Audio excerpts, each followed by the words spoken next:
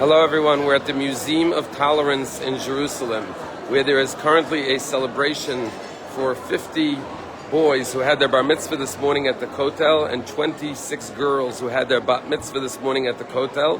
These are all children who are orphaned due to the tragedies of October 7th and other wars in Israel. And we at Palm Beach Synagogue had the honor to participate and to bring beautiful silver candlesticks appear for each of the 26 girls to present it to them as a bat mitzvah gift. And we just met with the President of Israel, President Herzog as well. And once again, this week's Torah portion discusses the passing of the sons of Aaron. And when it talks about the passing of the sons of Aaron, the Torah says, Vayidom Aaron. Aaron, the high priest, when his two sons died tragically, he was silent, which means he accepted the suffering, the pain, the tragic loss of his two sons without complaining, but accepting God's judgment. And I would study this Torah portion each and every year and wonder, how did he endure such a tragic loss and remain silent in the face of such tragedy? But last night we went to Shafim, which is the location where the hotel is, where all the residents of Kfar Aza were relocated to after their kibbutz was destroyed. And we met Avi Lulu, who had spent Hanukkah with us in Palm Beach. And then he went home to Israel, and tragically his son and two other hostages managed to escape from captivity and were shot by the IDF.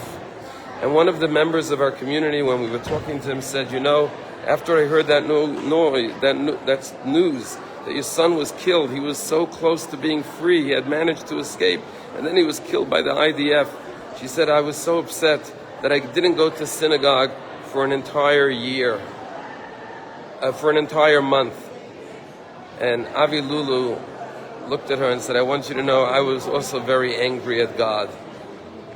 But I decided to take his side because I cannot stop praying to him for the freedom of the other 134 hostages.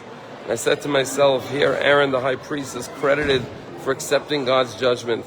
And here Avi Lulu says that I was angry at God, but I was still on his side because we need his help to bring home the other remaining hostages. And Avi Lulu went on to say that we had a little synagogue in Kfar Aza, but we're going to rebuild the Kfar. And my dream is to build a bigger and more beautiful synagogue, one that could accommodate more people so that your community from Palm Beach can come and pray with us, and there'll be room for all of you to join us in our synagogue, in the Kfar, in the kibbutz. And that's the response of a Jew in the darkest hours, like these boys and girls celebrating their bar and bat mitzvahs.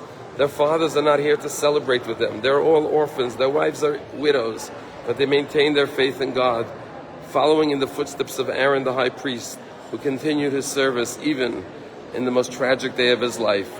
The resilience, the courage, the strength, the faith, and the hope and the determination of the Jewish people here in the land of Israel is inspiring.